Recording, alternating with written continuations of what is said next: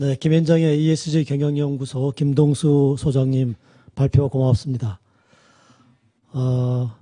벤츠가 2030년까지 전기차만 생산하겠다. 그래서 ESG 경영은 어느 날 갑자기 생각보다 훨씬 빠르게 우리 곁으로 적용되게 될 것이다. 이런 말씀을 해주셨습니다. 그래서 엑슨이 ESG의 경영에 소극적인 이사 선임을 반대했다라는 그런 얘기를 해주시면서 경영자 인식이 매우 중요하다는 말씀을 해주셨습니다. 오늘 마지막 발표는 해양수산 해사산업 KMI의 해산산업연구실 박한선 실장님이신데요. 박 실장님은 지금 부산에 계셔서 회사 사정상 줌으로 발표를 하기로 했습니다. 여러분 줌을 연결할 동안 잠깐만 기다려 주십시오.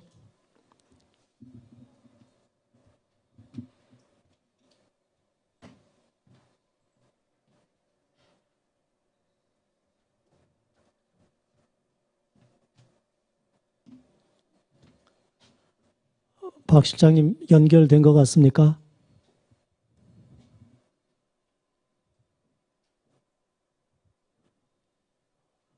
박한선 실장님 공유하시기 전에 얼굴을 먼저 보여주시죠.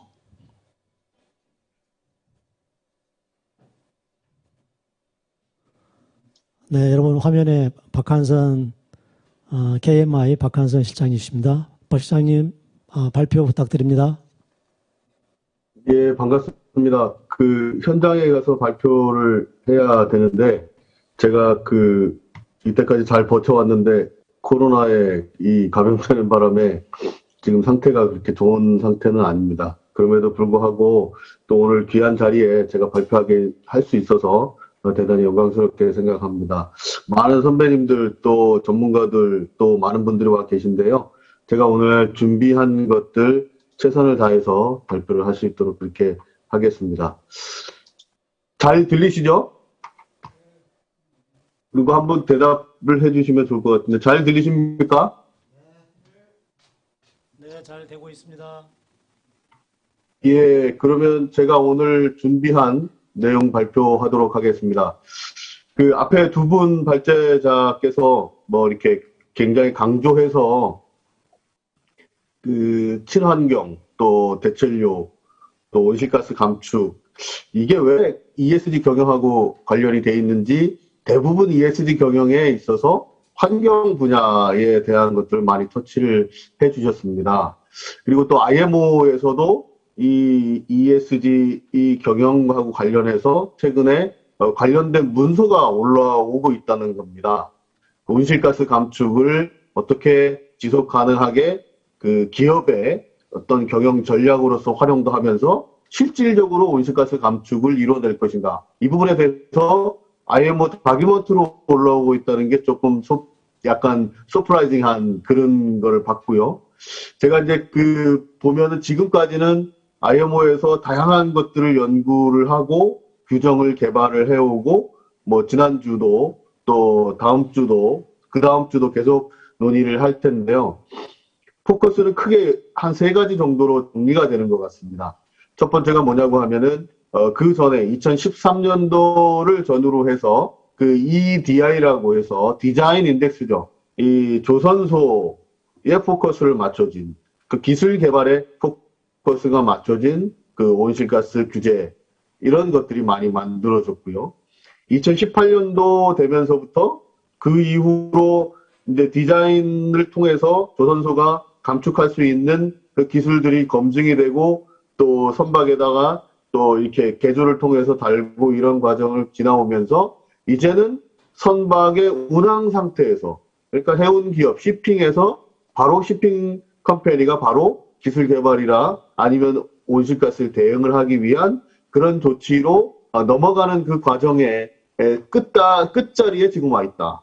그게 바로 EEXI 현존선에 대해서 existing 선박에 대해서는 지금 현재 선박을 운항하고 있는 해운회사의 책임이니까 그 부분에 대해서 어떻게 효율적으로 에너지 이피션시 매니징을 할 건가. 요게 이제 포커스가 맞춰져 있고 그 다음에는 한 단계 더 나가는 게 이제 그럼 결과적으로 넷 제로라고 하는 우리가 화석연료를 퇴출하기 위한 그런 프로 시나리오 안에서 이 넷 제로를 이루기 위해서는 결국에는 에너지 전환밖에 없는데, 대체 연료밖에 없는데, 그런 것들을 해 나가기 위해서 그러면 가장 탄소 밀도가 적은 이런 연료를 사용하고자 하는 연료의 포커스가 맞춰져 간다는 거죠. 지금 그것도 끝다리에 와 있다는 거예요. 그러니까 CII가 이미 내년부터 시행이 된다는 거는 탄소가 가장 적게 들어가 있는 연료를 쓰라는 게 CII거든요. 카본 인덴서티 인디케이터니까. 그리고 그 다음에 그거를 통해서도 화석 연료를 계속 쓸 거니까, 지금 만드는 선박은.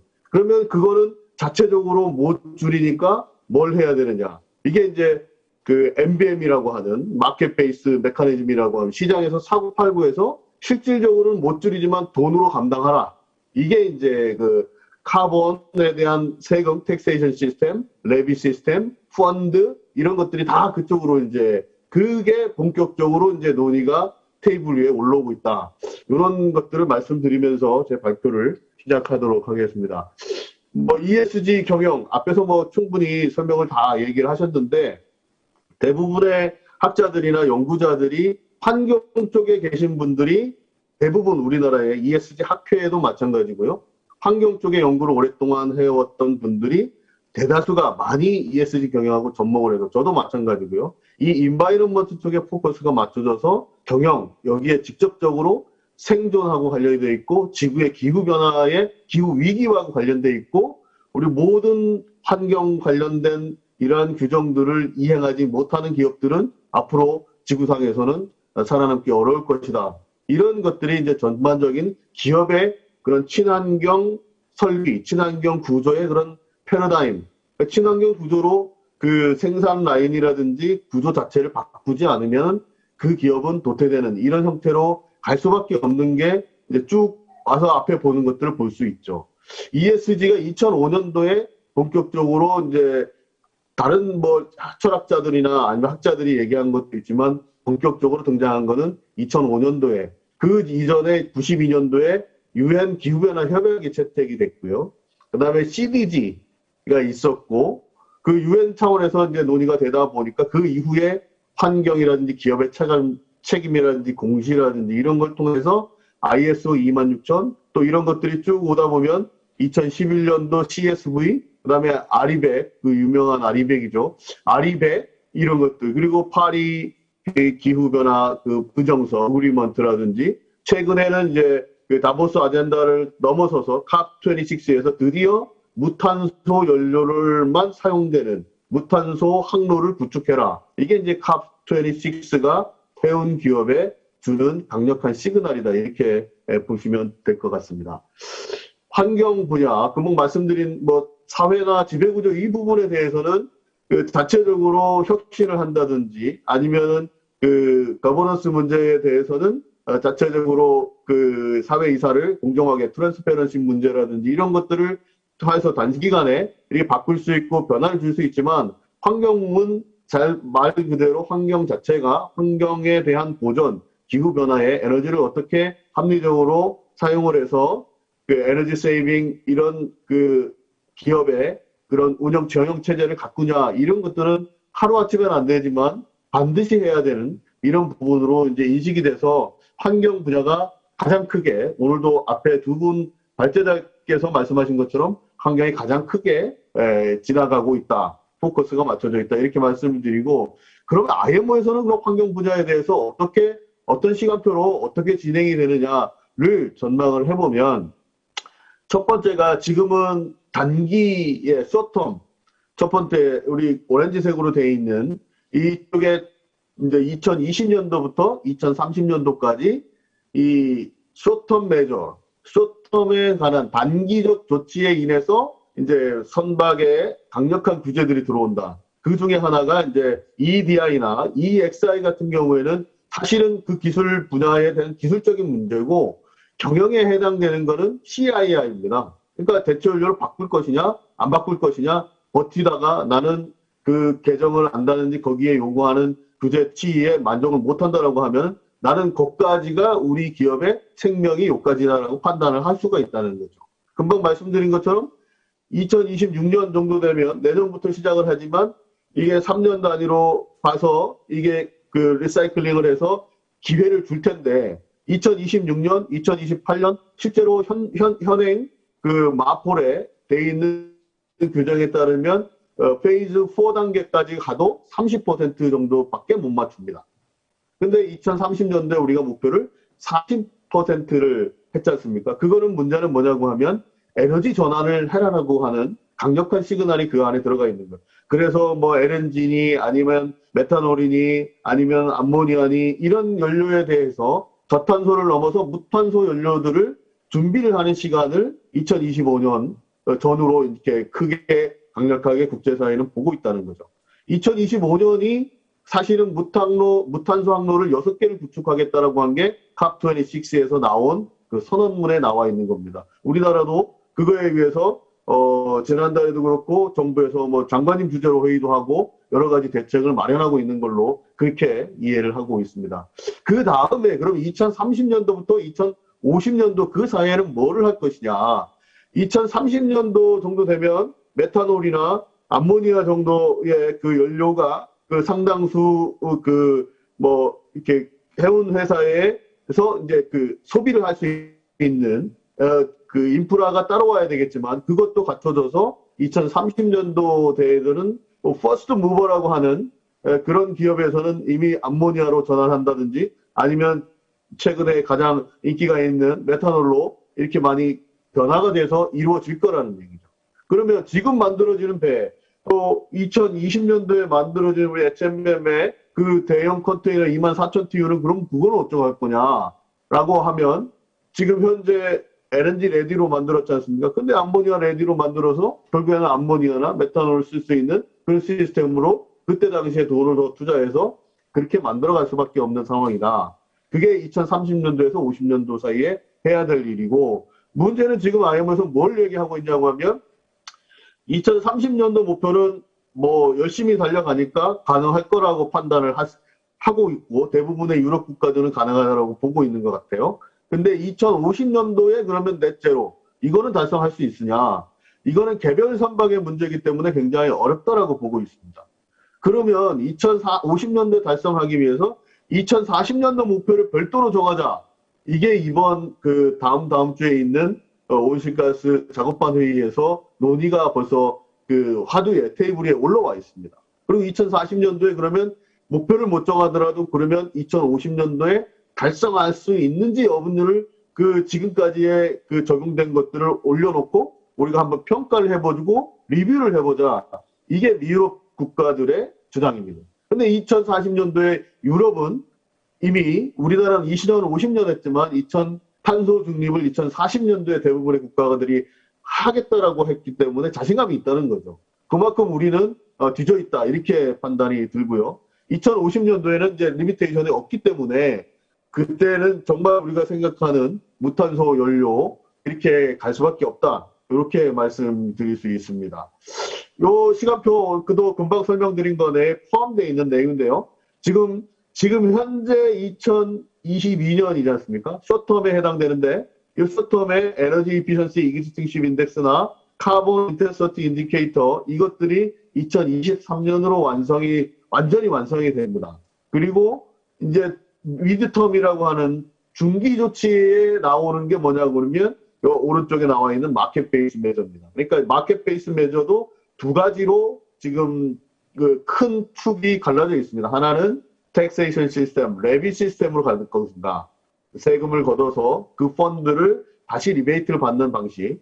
근데 낸 국가하고 안 낸 국가하고 그게 기준이 되는 게 뭐냐고 하면 CII가 그 기준이 돼요. 그래서 CII 단계에서도 C 단계 이상 AB에 해당되는 단계 그 국가들에 대해서는 그 선박에 대해서는 인센티브를 주고 D나 E에 해당되는 그런 선박에 대해서는 퇴출 시나리오가 가동된다는 그런 걸로 보시면 되고 지금 현재 가장 핫하게 올라와 있는 게 IMO에서 테이블 위에 올라와 있는 게 바로 그 미드텀 메저는 마켓 베이스 메커니즘이 논의되고 있다. 이제 그래서 2023년도, 2025년도 정도 되면 이것도 완전히 세팅이 될 걸로 이렇게 전망을 하고 있습니다. 롱텀은 결국에는 뭐 혁신적인 에너지 전환에 따른 제로 에미션이기 때문에 이거는 지금 우리가 관심을 가져야 될 사항이긴 하지만 우선 첫 번째 CII와 이 마켓 베이스 메커니즘 이 부분에 대해서 우리가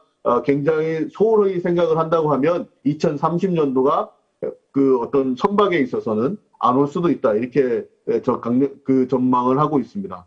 실제 마켓 베이스 메커니즘이 여러 가지 다양한 방법이 있던데 결국에는 캡 앤 트레이드 시스템이거든요. 총 그 캡을 얼마만큼 씌워야 되느냐, 총 양이 얼마 되는가. 그리고 이 온실가스 양을 사고 파는 데 있어서 검증을 해야 되는데 얼마만큼 검증을 할 것인가, 얼마만큼 내가 샀는지 팔았는지를 알아야 되는데 그거를 만들기 위해서 이미 IMO에서 초기 작업으로 해놓은 게 데이터 컬렉션 시스템입니다. 2019년도부터 19년도, 20년도, 21, 22년도 지금 4년째 데이터를 다 모으고 있죠. IMO에서 GSIS라고 하는 시스템을 통해서 각국 정부가 해운회사에서 사용된 연료 소모량을 다 검증해서 정부에 보내면 정부가 그 토탈 양에 대해서 IMO에 GSIS에 보고하고 등록을 하도록 되어 있습니다.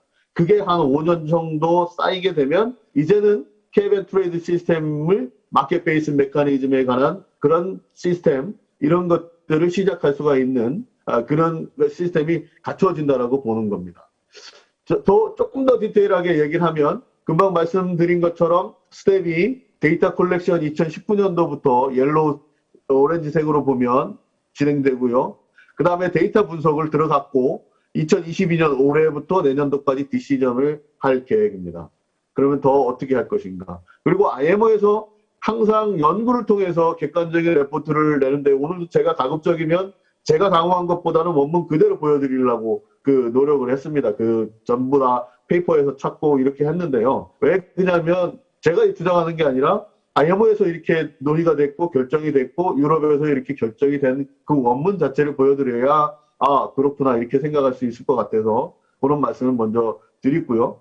결국에는 숏텀 메저나 미드텀이나 롱텀 메저에 해당되는 것들이 결국에는 IMO 사이클 내에 시간표에서는 지금 현재 정상적으로 진행이 되고 있다는 거예요. 미뤄지지도 않고 땡겨지지도 않고 이 논의가 뭐 대체 연료 개발에 관한 그런 규정이 안 만들어질 것 같지만 인프라가 없어서 이거 좀 더 시간이 걸릴 것 같지만 그 시간표대로 IMO는 가고 있다는 얘기입니다. 이 어세스먼트도 마찬가지. 평가도 이 기금을 가지고 평가를 했을 때 기금 세금을 냈을 때 얼마만큼 해운회사에 또 국가에 영향을 미칠 건가 영향평가도 했고요. 그 다음에 ETS 시스템이라고 하는 에미션 트레이딩 시스템, 배출권 거래제도, 배출권 거래를 하기 위해서 진행되고 있는 것도 그 배출권 거래에 대한 영향평가를 지금 초기 영향평가는 다 끝낸 상태입니다. 그런 상태로 보면 우리가 더 이상 이런 부분에 대해서 놓치면 안 되겠다 이런 생각이 들고요. 가장 큰 게 이게 CII입니다. CII. 금방 말씀드린 것처럼 이 C가 기준이 되죠. C 위에 B하고 A가 있지만 요거는 살아남는 선박들이고요.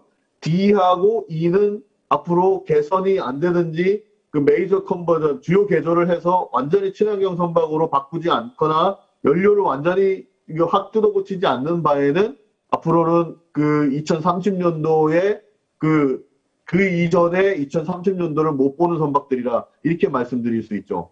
그래서 이 C 이상에 있는 거는 리워드 베이스라고 했는데 결국에는 이 A나 B에 대한 퍼스트 무버에 대한 인센티브 스킴을 지금 설계하고 있습니다.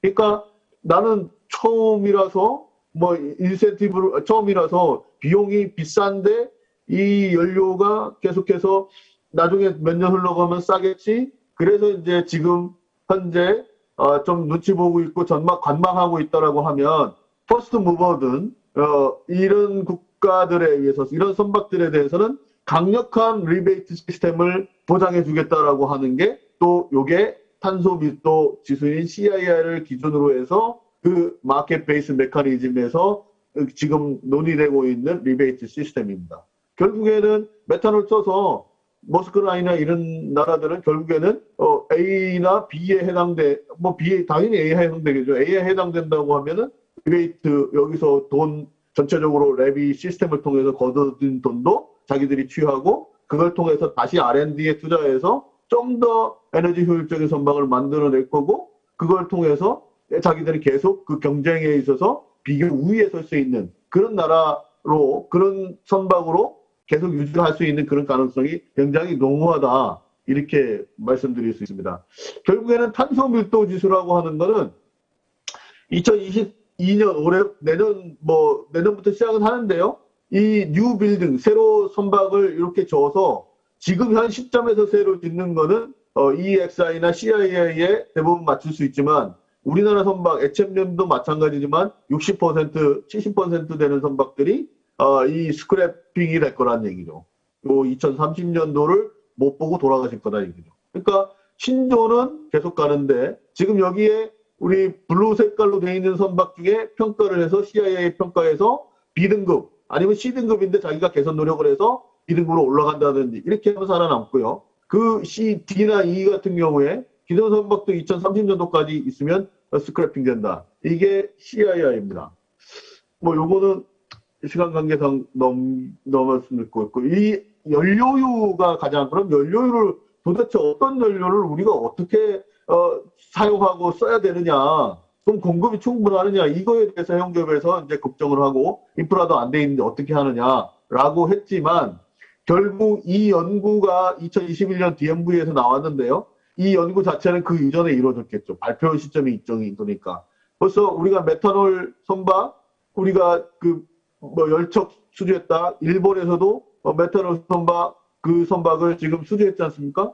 근데 이게 메탄올 선박이 이렇게 보면 커머셜 어플리케이션이 2024년도, 2023년도, 2년도 벌써 이미 예상을 하고 있었다는 얘기죠, 여기서는. 2025년도 되면 완전히 팔았으니까 이렇게 어플리케이션 하는데 전혀 지장이 없다라고 그렇게 보는 거고요.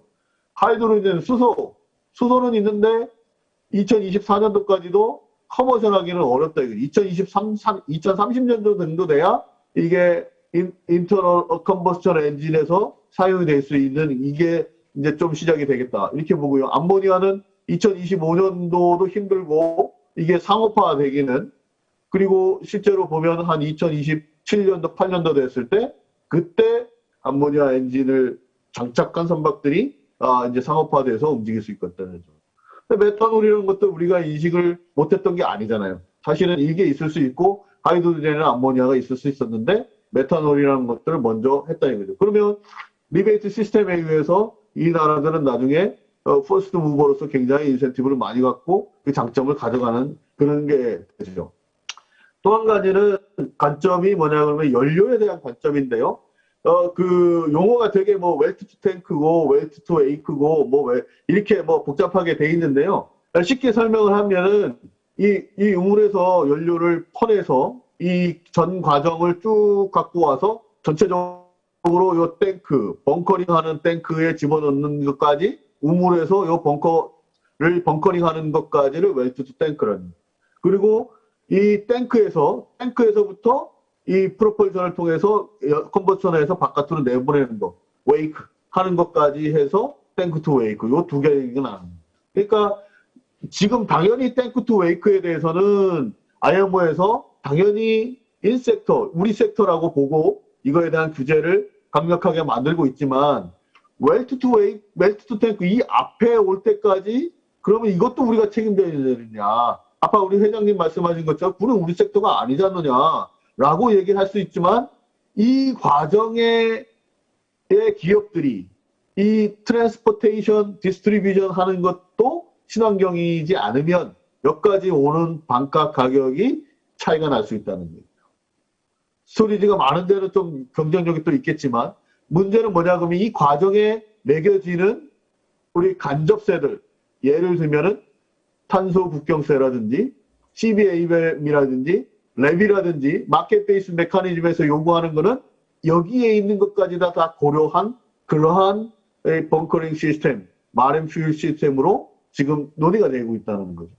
근데 이게 사실은 더 큰 문제입니다. 이거 안에서는 우리 내에서 안에서는 찌그먹고 하더라도 가능할 수도 있고 강력하게 하더라도 선박별로 적용이 되고 IMO에서 통제가 가능하지만 이 부분에 대한 것들을 어떻게 할 것인가를 강력하게 지금 현재 그 2023년도까지 이 부분까지 포함해서 탱크에 오기 전까지 포함해서 논의에 관한 관련 규정들을 강력하게 만들고 있다는 거예요. 그래서 라이프 사이클 어세스먼트라고 얘기가 나오는 게 전체 라이프 사이클, 전 주기에 관한 연료율을 공급을 하고 이거에 대한 관리를 해야 된다. 이게 이제 같은 그림인데요. 프로덕션 에미션, 연료에 그 연료를 채취하면서 나오는 에미션까지도 디스트리뷰션이나 트랜스포트 에미션을 선박으로 운송할 수도 있으니까 이 운송 과정에서 최종적으로 사용하기 위한 선박에 사용되는 이 탱크 그리고 이 운항 중에 배출한 이것까지 다 포함해서 웨이크까지 이 전체를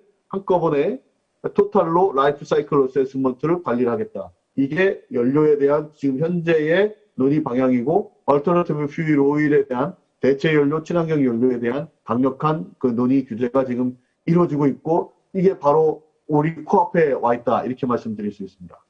그 다음에 한 가지가 또 IMRB라고 하는 건데요. 이게 이제 우리가 기름 우리 유출하면은 IOPC 펀드에서 기름 유출한 거에 대해서 보상을 해주지 않습니까? 근데 여기서는 그와 유사한 시스템을 갖고 와서 IMRB라고 인터내셔널 마리타임 그린하우스 가스 리서치 디벨롭먼트 보드라고 해서 연구를 하는 데 있어서 이 우리 인섹타에서 그러니까 shipping에서 이루어진 톤당 2달러를 걷어서 이걸 R&D에 투자하는 데다가 지원을 해주겠다는 현금으로 꽂아주겠다는 얘기입니다. 이건 R&D 우리 금액을 국제 R&D 이게 한 10조 정도 규모로 만들어지거든요. 그러면 아까 말씀드린 퍼스트 무버들이 이거에 대해서 A나 B 등급의 CIA 등급을 맺어서 A나 B 등급에 해당되는 선박에 그게 더 연구 개발을 그 회사가 더 할 수 있도록 그런 선박을 보유한 해운 기업에다가 이 돈을 쏟아주겠다는 얘기입니다. 그럼 결국에는 이것도 못 받고 A, B 등급의 선박을 못 가지고 있는 그런 해운 기업 같은 경우에는 이 여기서 걷어지는 것들 이게 78차 6월 달에 아마도 결정이 될 걸로 이렇게 채택이 되는 걸로 지금 프로세스가 진행 중입니다. 이 IMRB라고 하는 게. 그러면 이게 결국에는 두 가지 일을 다 있는 거죠. 그러니까 A, B가 없어서 속상하고 여기서 R&D 자금을 또 못 받아서 속상하고 근데 퍼스트 무버 같은 경우에는 이런 선박이 있어? 한쪽이라도 있어? 그러면 거기다가 돈을 달라고 요구하고 R&D에 계획서를 내면은 돈을 주겠다는 얘기입니다. 이게 레비에 대한 임팩트 어세스먼트를 한 겁니다. 요번에 이제 다음 주에 이제 회의가 있는데 실제로 벙커 가격에 그러면 톤당 막대한 금액입니다. 시나리오 첫 번째가 뭐냐 그러면 톤당 25불을 걷겠다. 톤당 25불 걷겠다. 그러면 벙커 프라이스가 78 이렇게 이제 시나리오 1이 되지만 여기에 400톤까지 넣어서 시나리오를 만들어 봤습니다. 그러면 400불까지 톤당 이 탄소세를 매기면 기존 가격에다가 플러스 벙커 가격에다가 1256불을 더 얹어서 해운회사는 사용해야 되는 그러한 이제 부담감을 갖고 있는 겁니다. 레비 시스템이 되면. 근데 이 레비 시스템이 그냥 둘 중에 이렇게 선택의 옵션이 될 수는 있어요. 마켓 베이스 메커니즘이. 왜? 우리 배가 페이즈 아웃을 안 되기 위해서 나는 벙커에 탄소세를 엄청나게 부담을 하고 우리 배를 계속 유지하겠다라고 하면 100불이든 400불이든 톤당 이 세금을 내고 그 배를 운항하면 됩니다. 근데 그렇게 할 그런 해운회사가 많지 않을 거라는 얘기입니다. 그 부담을 어떻게 다. 벙커 가격 자체도 오르락내리락 플러츄레이팅이 심한데 거기에다가 이 가격에 고정적으로 톤당 25불 또 톤당 400불을 넣어서 한다라고 하면 이 컨테이너 운임 자체가 결국에는 이거를 고려했을 때 미치는 영향 이게 이제 라틴 아메리카에서 아시아 오는 이 여기에다가 컨테이너 프라이트 레이트를 했는데 실제적으로 25불일 때는 77 그리고 여기는 1240불 이게 우리 운임하고도 직접적으로 연관을 이렇게 맺을 수 있는 이런 것들이 이제 우리가 이게 도대체 이 시스템이 이루어질 거냐 논의만 하고 말겠지라고 하면 오산이라는 거죠. 지금 이렇게 임팩트 어세스먼트를 해서 이 톤당 가격을 얼마 할 건지에 대해서 논의를 지금 하고 있습니다. 지금 IMO 작업반에서는. 그래서 합리적인 것들이 한 100불 정도 되지 않을까 조심스럽게 예측은 해보지만 결국 25불은 너무 작고 400불은 너무 크다. 그러면 고정적으로 100불 정도를 얻는다. 그러면 이 돈이 얼마나 많겠습니까? 이 레비를 그러면 결국에는 퍼스트 무버인 A등급, B등급 선박에다가 또 기술 개발하고 또 개도국이나 군소도서국가에 지원해주는 금액으로 사용하겠다. 이 사용처를 어떻게 사용할 것인가. 그거에 대한 논의도 지금 핫 이슈로 지금 테이블 위에 올라와 있는 상태입니다. 그리고 우리가 COP26를 보면 뭐 물론 이제 IMO에서 이제 그 캅에 보고를 합니다. 서브스타나 또 SBI나 이런 데서 보고를 하지만 이제 결국에는 서브스타에서 결정되는 그 디시전, 캅 디시전이라는 게 전체적인 디시전도 있지만 이 항공하고 해상의 디시전 같은 경우에는 요걸로 해당이 되거든요. 서브스타에서 나오는 이 52에서 55차의 IMO에서 이런 결정을 한 거에 대해서 거의 승인해주는 이런 절차를 밟아서 이제 그 캅에서도 이렇게 진행을 하기로 하고 계속 모니터링을 합니다. 결국엔 뭐냐 그러면 금방 말씀드린 대로 2030년도에 40% 이거 달성하기 위해 다양한 이 마켓 베이스 메커니즘이나 미드텀이나 또 우리가 또 숏텀이나 숏텀은 이제 지나갔고 미드텀이나 롱텀에 대한 리덕션 메저를 계속 개발해서 레포팅을 해달라. 그거에 대해서 컵은 계속적으로 모니터링을 하겠다. 요 얘기가 되고요. 또 한 가지는 거기에서 가장 크게 이번에 캅시스 우리 글라스고우에서 이제 그 선언한 것 중에 클라이드 뱅크라는 게 있습니다. 이거는 뭐냐고 하면 그린 쉬핑 코리더입니다. 그러니까 2개 항구 이상에서 항만하고 연료, 선박 이거 완전 탈탄소로 해서 2025년입니다. 중반이 2025년. 아예 못을 박아놨습니다. 원본에. 6개 탈탄소 항로를 구축하겠다. 그러면 탈탄소 항로에 끼지 못한다라고 하면 제가 우려하는 거는 우리가 얼라이언스가 많은데 얼라이언스를 리딩하는 데서 탈탄소 항로에 최소의 한두 개 정도 들어오지 않는 그러한 해운회사 같은 경우 얼라이언스에 안 껴준다. 이렇게 원칙을 세우면 그것도 이제 할 말이 없다는 얘기죠. 그리고 이게 피할 수 없는 그런 게 되는 거죠. 그리고 이게 뭐 한두 국가가 한 게 아니라 미국, 영국, 덴마크, 독일, 노르웨이, 핀란드, 프랑스, 벨기에 뭐 이렇게 주요 우리 컨테이너 선사라든지 주요 우리 항만을 보유하고 있는 대부분의 국가들이 다 참여하고 있다는 거죠. 이건 피할 수 없는 흐름 아닌가 이렇게 생각이 들고요. 그래서 녹색 해운 동맹 6개 탈탄소 해운 항로 이게 가장 크게 이슈화돼서 앞으로 2025년도 되면 실제 무탄소 항로를 6개 구축을 해서 시범적으로 운항을 하고 여기에서 갖고 있는 것들을 더 2030년도의 목표, 2040년도, 50년도를 좀 땡기기 위한 이런 선도적인 이런 국가들의 이런 집합체 노력들이 계속 될 것 같고요. 그 다음에 또 한 가지가 우리가 관전 포인트로 가져가야 될 게 CBAM입니다. CBAM. 이게 이제 COP26하고도 연관이 돼 있고요. 이 탄소 국경세로인데 이게 간접세의 효과를 톡톡히 할 것으로 보고요. 연료 가격에 싼 에너지나 우리가 에너지 전환을 이뤄서 친환경 연료를 쓰는 데는 굉장히 혜택을 많이 받을 것 같고 우리나라의 산업 구조 자체가 화석연료 산업 구조잖아요. 근데 친환경 이렇게 구조로 바꾸지 않으면 우리나라 제품에 매기는 세금 자체가 굉장히 많이 매겨질 거근데 유럽에서나 수출 경쟁력에서도 굉장히 영향을 미칠 수 있는 그런 제도가 지금 언더웨이에서 또 실제적으로 이제 많은 것들이 세팅이 돼서 진행이 되고 있다는 거죠. 이게 이제 한 가지 더 말씀드린 게 결국에는 마지막으로 보면 무공해, 무탄소 항로 구축이 여기에 참여할 수밖에 없는 선도적으로 우리나라에서도 뭐 이렇게 같이 했으면 좋겠다라고 하는 이런 말씀을 드리고요.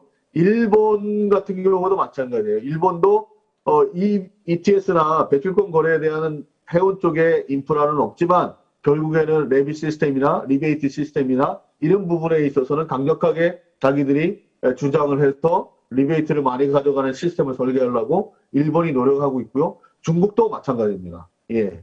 그런 상황 속에서 결국에는 우리가 IMO에서 진행되고 있는 시간표보다 우리가 다 되면 우리가 그거를 따라가면 되지. 이런 시각을 갖고 있으면 2030년도에 굉장히 많은 회사들을 보지 못할 경우가 생기지 않을까 하는 우려를 말씀드리면서 제 발표를 마치도록 하겠습니다. 이상입니다.